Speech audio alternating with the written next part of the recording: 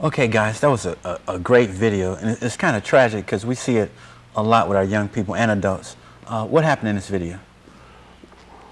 Well, this guy, I mean, he got a call that his friend was like cheating him, took his money, stole his money. I guess they were selling drugs or something, and maybe he didn't turn in all the drugs, or he didn't turn in all the money or something. And it was somebody that he had known for a long time, and he just was upset about it, didn't want it, and had to go deal with this guy. Okay, Big D, your input on that. That's how I was looking at it. He was perpetrating. Who was perpetrating? Yeah, perpetrating like a fraud. He wanted to be like this guy, and he knew he wasn't. So what had happened, this guy was in this guy's territory, and he didn't know game recognizes game. And so what it is, like when our kids see that, they think that's the real deal. But see, man, if you don't know the real game, people would take your life, and there's no bullshit out here.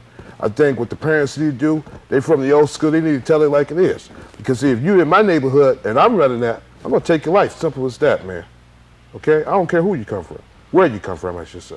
Okay, what did he do that's so wrong, though? Why can't he make money from the dope man or the baller? You can't do that. What's wrong with that? Why? You can't, it's another game. You can't cheat your friend. You can't cheat anybody. The guy is going to have to deal with you, or he's going to lose his reputation out in his community. Nobody's going to respect him. Exactly. So.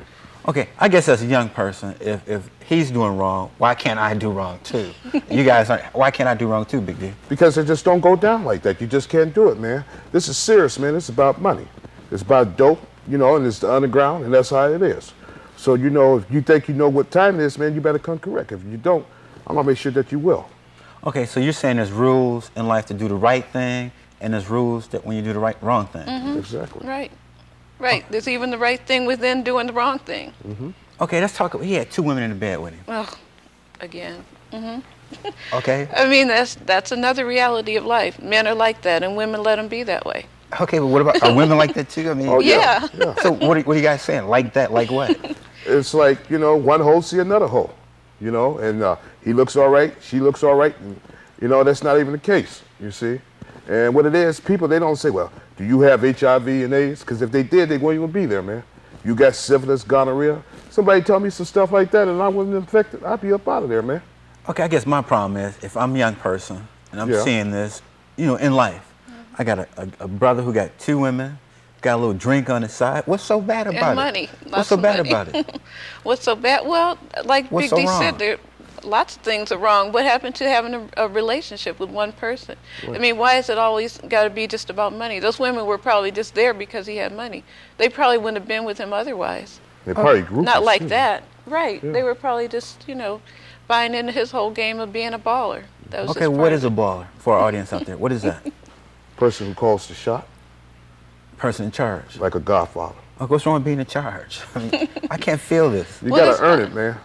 I think that's part of the problem with our kids, too. A lot of times we talk about things that are supposed to be negative, right, but they can't feel it because 2 women, drinks, money, house, cars.